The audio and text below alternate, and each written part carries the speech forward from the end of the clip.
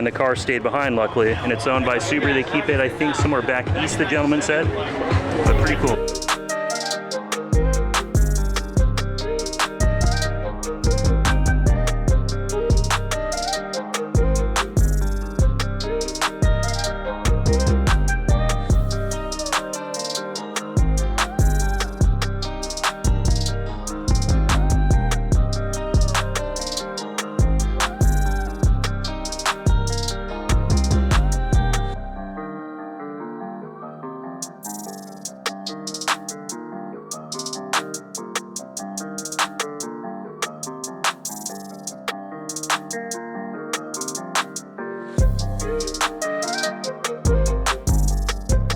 Look at this awesome four-door